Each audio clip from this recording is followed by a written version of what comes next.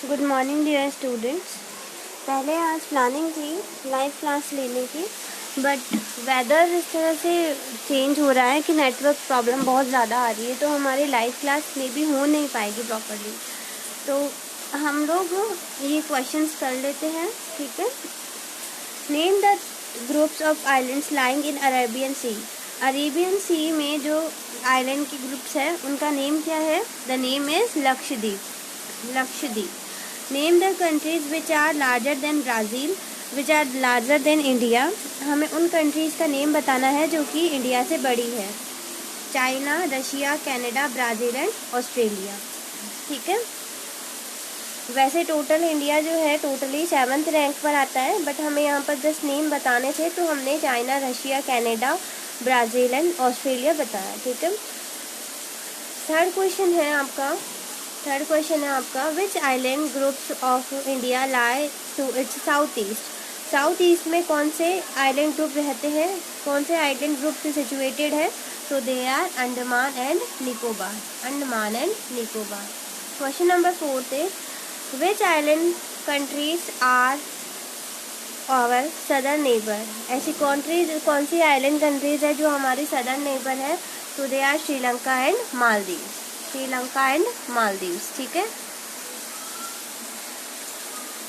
Next question है the sun rises 2 hours earlier in Arunachal Pradesh as compared to Gujarat. Gujarat से 2 hours पहले अरुणाचल प्रदेश में सन राइजेस हो जाता है in the west, but the watches show same time.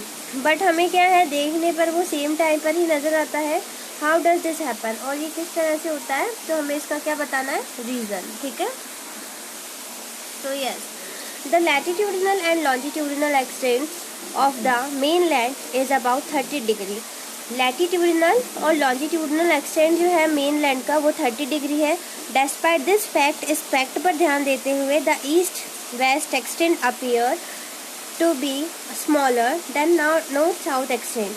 तो इस तरह से अगर हम देखेंगे तो जो ईस्ट वेस्ट जो है वो हमको क्या है, नॉर्थ साउथ से छोटे लगते हैं। नॉर्थ साउथ ज़्यादा एक्सटेंडेड लगते हैं, ओके, और ईस्ट वेस्ट कम लगते हैं। From Gujarat to Arunachal Pradesh there are time lag of 2 hours। तो गुजरात से अरुणाचल प्रदेश की साइड जब हम जाते हैं तो वहाँ पर कितने आवर्स का लैग है? 2 hours का लैग है, डिफरेंसेस है। Hence time along the standard meridian of India 82 degree 30 unit east passing through Mirzapur in Uttar Pradesh is taken as the standard time for the whole country. तो इसीलिए क्या बताया है कि इसलिए क्या है, स्टैंडर्ड मेरिडियन ऑफ इंडिया जो है जो कि मिर्ज़ापुर से पासिंग होती रहती है जो उत्तर प्रदेश में है, तो उसी को हम स्टैंडर्ड टाइम लेते हैं पूरी कंट्री के लिए। The latitudinal extent influences the duration of the day. So जो हमारा लैटिट्यूडिनल एक्सटेंट है वो ही क्या है, डे और नाइट को ड्यूरेशन को इन्फ्लुएंस करता है। As one moves from north to south, जैसे क्या देखें हम, जैसे कि नॉर्थ से साउथ की ओर मूव होता है तब उसी को हम मेजर रखते हैं, मेजर कंसर्न पर रखते हैं।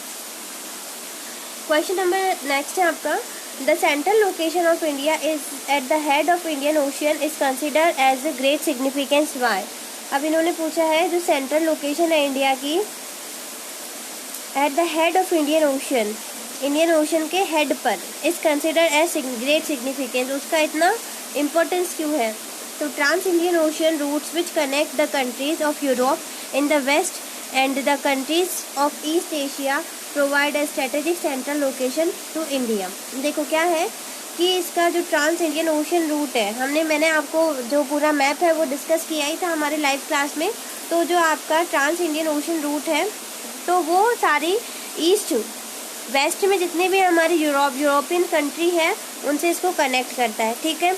ईस्ट एशिया जो है बहुत एक provide strategic central location India को प्रोवाइड कर रहा है। देखो यहाँ पे क्या है, एक जैसे मैं यहाँ पर आपको बता देती हूँ, जैसे कि ये हमारा एशिया है, ठीक है, और ये इस तरह से यहाँ पर है इंडिया, ठीक है। और इस जगह पर ही अगर हम देखेंगे तो इसी साइड में अपना यूरोप है ना, इस तरह से। तो यहाँ का जो पोर्शन है ना इंडिया का, ठीक है, यहाँ का जो पोर्शन है, अब सारी जगह पे तो क्या है, ये पूरा क्या है, इंडियन ओशन। और इंडियन ओशन में इस साइड हम देखेंगे बे ऑफ बंगाल है और इस साइड क्या है, अरेबियन सी।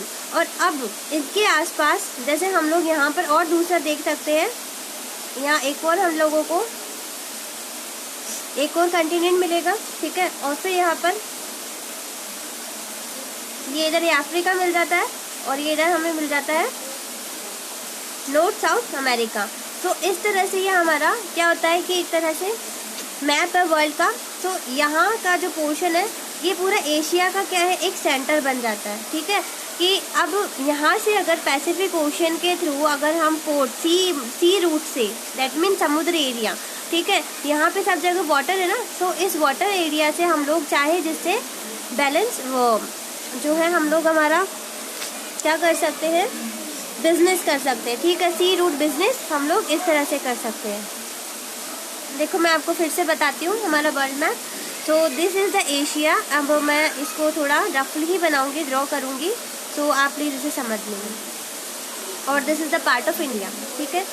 इस साइड हम लोगों के यहाँ आ जाता है यूरोप, और यूरोप के जस्ट नीचे आ रहा है आपका Africa, and there is North America, and this is South America, ठीक है।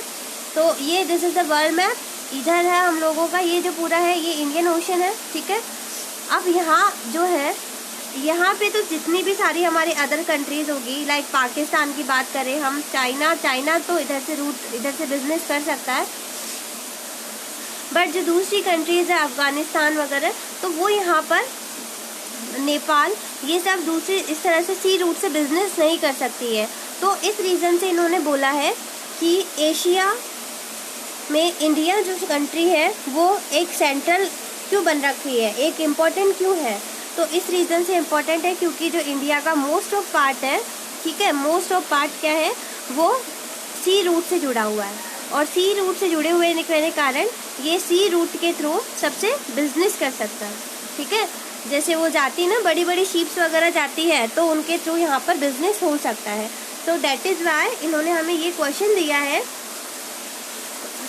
कि the central location of India की जो सेंट्रल लोकेशन है जो कि इंडियन ओशन के जस्ट ऊपर है, हेड पर है, ठीक है। कंसिडर द ग्रेट सिग्निफिकेंस, उसका अपना एक सिग्निफिकेंस, इतना इम्पोर्टेंस क्यों है। The trans Indian Ocean routes बता दिए कि इंडियन ओशन के जितने भी रास्ते हैं वो क्या है, यूरोपियन कंट्री से, ठीक है, वेस्ट से यूरोपियन कंट्री से जुड़ रहा है, ठीक है। East Asia provide strategic central location to India. तो इसी रीज़न से यहाँ पर उसे बहुत अच्छा सा एक इम्पोर्टेंस दिया गया है। तो स्टूडेंट्स, मैंने इस क्वेश्चन को बहुत डीपली और अच्छे से समझाने की कोशिश की है।